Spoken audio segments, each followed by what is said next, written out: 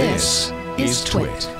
Hey, I know a lot of you want to be photographers. Canon has a, well, it's least expensive full frame. You always want to go full frame if you can afford it. Least expensive full frame DSLR. It's the 6D. The new one just came out. Barnaby Britton from DP Review has this look. Hi, I'm Barnaby Britton from DP Review, and this is our short review of the Canon EOS 6D Mark II. Now, the 6D Mark II is the successor to the 6D, which was on the market for about 5 years, which is a very long time for a DSLR these days. It's Canon's new entry-level model. So the intention is this is the step-up model from APS-C cameras or from Rebel series cameras or from compact cameras in Canon's lineup.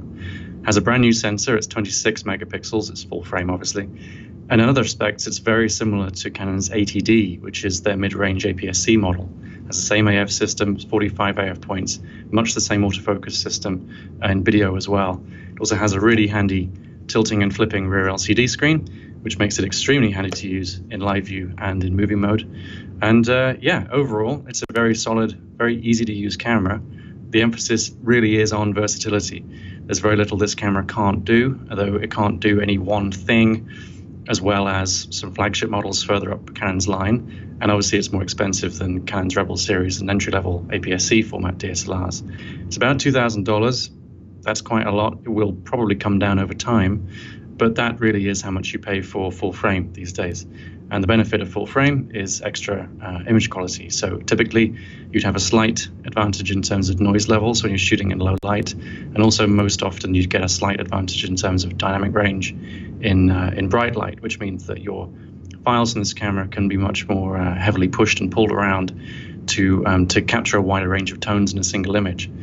So yeah, this is the 6D. We like it a lot. We're just in the process of kind of wrapping up our review of the camera right now. But it's very easy to use. It's a lot of fun. I shot with this a lot recently in the Yellowstone National Park.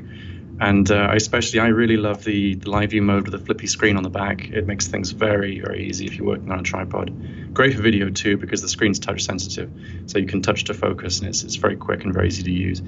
Doesn't offer 4K video, unfortunately, but the advantages of the autofocus system and the screen arguably actually outweigh the disadvantage of only offering HD. HD is still enough for most people. So yeah, this is the 6D Mark II, and visit dpreview.com for anything else you could possibly hope to want to know on the camera. Thank you. Thank you, Barnaby Britton. dpreview.com for Barnaby's full review. $2,000, not including a lens, so put a couple of $100 in the kitty for the lens as well. Okay. It's an expensive thing, but if you're going to get into photography, or if you have maybe a high school or college student who wants to get into photography, that's a nice place to start, because the lenses you buy for that full frame camera will then work on Canon, higher end Canon backs down the road. Yeah, I suppose if you're going to spend that much money, you might as well have some sort of interoperability with it, right? And not be locked in. Yeah, you know, you never know with these guys. You never know. It's expensive to be a photographer. Yeah, no kidding. Want to get the high end stuff.